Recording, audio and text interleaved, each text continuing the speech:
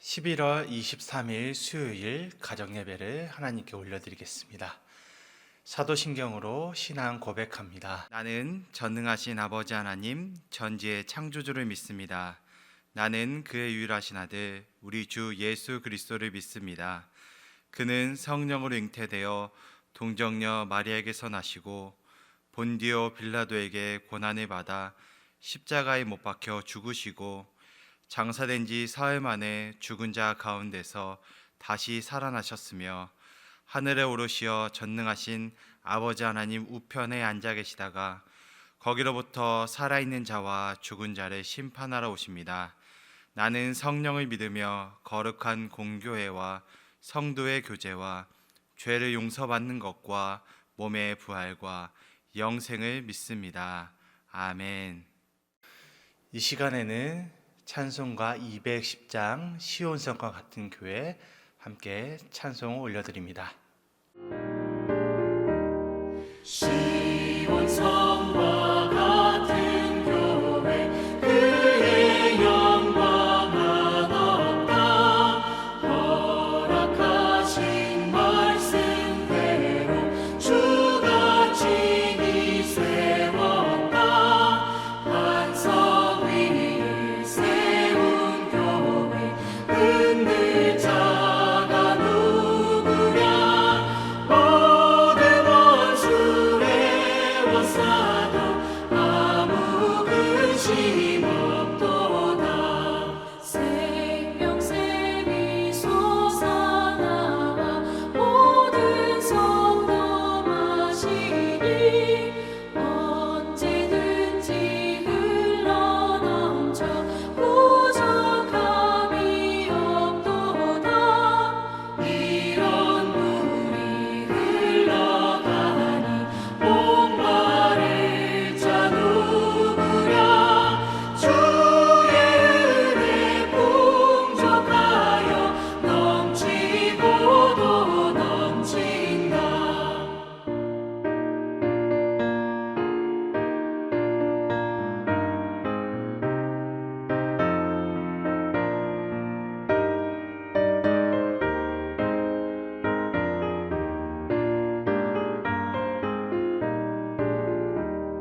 주의 은혜 내가 받아 시온 백성 되는데 세상 사람 비방해도 주를 찬송하리라.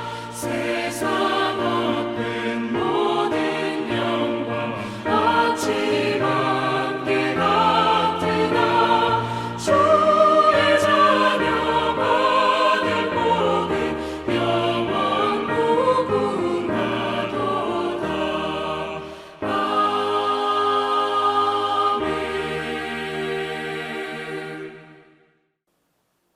오늘 우리 가정에 허락하신 하나님의 말씀은 다니엘서 11장 1절에서 2절의 말씀입니다. 내가 또 메대 사람 다리오 원년에 일어나 그를 도와서 그를 강하게 한 일이 있었느니라. 이제 내가 참된 것을 내게 보이리라. 보라, 바사에서 또 새 왕들이 일어날 것이요 그 후에 넷째는 그들보다 심히 부요할 것이며 그가 그 부요함으로 강하여진 후에는 모든 사람을 충동하여 헬라 왕국을 칠 것이며. 다니엘이 활동하던 이 바사 시대 이후에 역사에 대한 이야기가 이 다니엘서 11장에 펼쳐지게 됩니다. 페르시아 시대부터 알렉산더 이후 또 셀류커스 왕조에 이르기까지 그 역사의 예언을 아주 길게 서술하고 있습니다. 성경은 세상 역사의 흐름을 보여줍니다. 그리고 그 흐름 안에서 이스라엘이 어떤 위치에 있는지 또한 보여주고 있습니다. 이스라엘은 애굽이 강해지면 애굽의 위협에 시달렸고 또 아수르가 강해지면 아수르에 의해 또 주변 바벨론, 페르시아라고 하는 그런 나라들이 강대국으로 성장해서 그 나라들을 침공하면 그것을 다 견뎌내고 위협에 또 어려움에 처했던 나라입니다. 이렇게 주변 나라들이 강해짐에 따라서 늘 긴장과 안녕을 보장받을 수 없었던 나라가 이스라엘입니다. 이스라엘의 이러한 지정학적 위치 때문에 어느 시대이든 세력을 확장하려고 했던 주변 열강들은 늘 이스라엘에게 피해를 입혔습니다. 바사라고 하는 이 페르시아가 강하여 다니엘은 자신의 나라가 아닌 타국에서 하나님의 예언을 하고 있습니다. 그 강하였던 바사가 무너지고 헬라 알렉산더에 의해서 그 고대 근동의 패권이 변화되게 됩니다. 알렉산더는 근동의 패권을 가지고 자신의 나라를 강력하게 이끌었습니다. 그런 알렉산더를 두고 3절은 큰 권세를 다스리고 또 자기 마음대로 행하였다라고 말합니다. 그런 강성한 나라가 주전 323년 알렉산더의 33살의 나이에 죽음에 의해 네 왕국으로 갈라지게 됩니다. 이어서 말씀은 5절에서 남방의 왕들은 이 프톨레미 왕조의 등장을 말하고 그 군주 중 하나라고 하는 이 표현은 셀류코스 왕조를 의미합니다. 그래서 이 프톨레미 왕조와 셀류코스 왕조의 등장을 이제 시작하게 됩니다. 그리고 말씀은 6절에서 그들의 정략 결혼을 통한 화친의 모습을 볼 수 있습니다. 정략 결혼을 통해 셀류코스 왕조와 정치적인 화친을 모색한 이 프톨레미 왕조의 계획은 결국 물거품이 되게 됩니다. 또 어디 그뿐이겠습니까?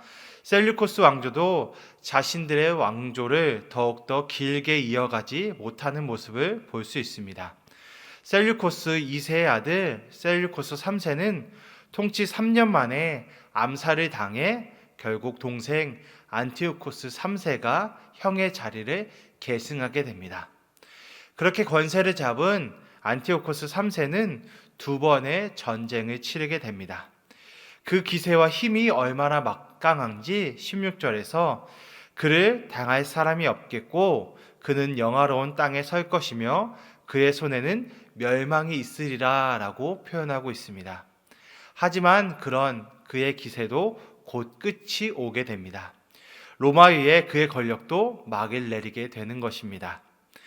주님의 이름으로 사랑하는 성도님들, 인간 나라는 그 인간 나라의 권력에 한계가 있습니다.